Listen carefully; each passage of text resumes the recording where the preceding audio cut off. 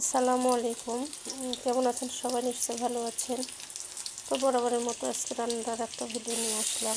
যারা সাবস্ক্রাইব করে আসেন তাদেরকে অসংখ্য অসংখ্য ধন্যবাদ। যারা এখনও সাবস্ক্রাইব করেনি, ভালো লাগলে অবশ্যই লাইক, কমেন্ট, শেয়ার দেবেন এবং সাবস্ক্রাইব করে পাশে থাকবেন। তো রান্না করছিলাম কবুতরের মাংস। রোজার দিন আসলে রান্না বান্না সন্ধ্যার পর তো ব্যস্ততা সবারই বেড়ে যায় বিকেল থেকেই। তো আমি বরাবরের মতো কবুতর আসলে খুবই পছন্দের একটা খাবার আমার মাংসের মধ্যে।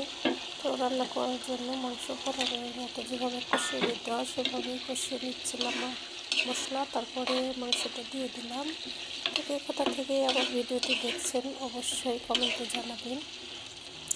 তো মাংসটা কষানোই আসলে কাজ, রান্নার কোনো নেই। আমি যারা দেখলাম যে মাংসটা বা তরকারি যেটাই হোক না কেন যদি ভালো করে কষানো যায় তাহলেই মজা হয়।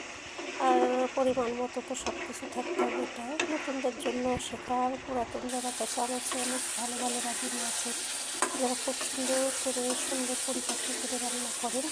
তো আমাদের যতটুকু পারি চেষ্টা করি রান্না করার ওইভাবে মনোযোগ দিয়ে ভালোবেসে রান্না করলে অবশ্যই ভালো হবে। তো ভালো থাকবেন। রমজানের শুভেচ্ছা জানিয়ে শেষ করছি আজকের ভিডিও। পরবর্তী ভিডিওর জন্য চোখ রাখুন।